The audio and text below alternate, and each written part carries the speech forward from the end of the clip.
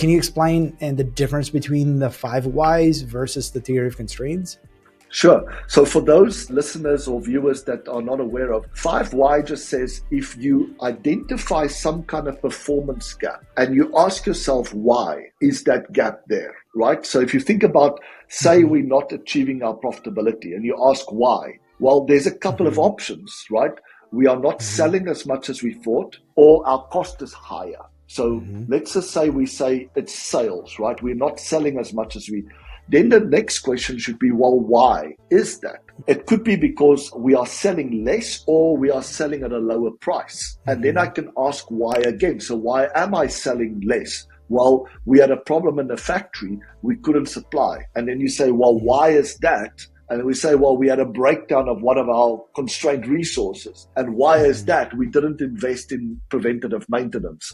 So the idea is very simple, but quite profound in that you should keep on asking why until you get to the final root cause that can explain that. But like any of the root cause methodologies, the 5 whys suffer from something called confirmation bias. So every time I answer the question why, I'm in fact picking from many options and I'm giving you an answer for the option that I think it is. But how do I know really it's that, right? How do I know it's really the volume and not the average selling price? So you could sit here and just keep on asking 5 whys and you could come up with a completely wrong analysis of what the root cause is. So as with all of these methodologies, every time you ask why, you have to find some way of checking, is this really true? So we use a similar concept to the 5 whys in theory of constraints. It's called a current reality tree,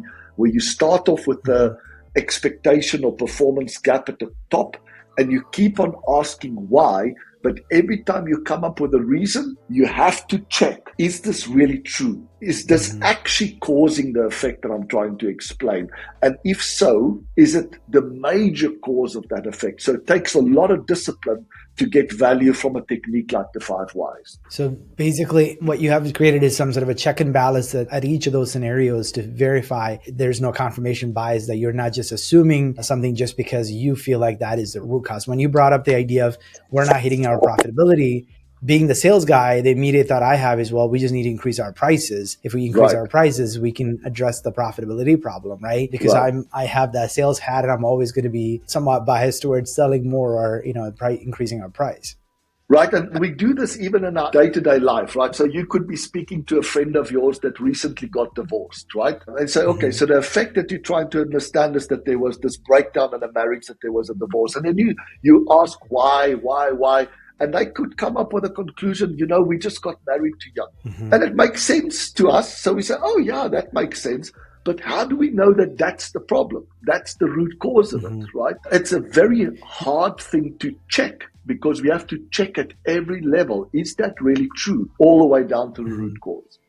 This episode of Coffee with Closers is brought to you by OneIMS, a leading digital marketing agency helping businesses win new customers. To request a free marketing ROI audit, please visit oneims.com. If you enjoyed this video, please share it. To make sure you never miss an episode, please subscribe.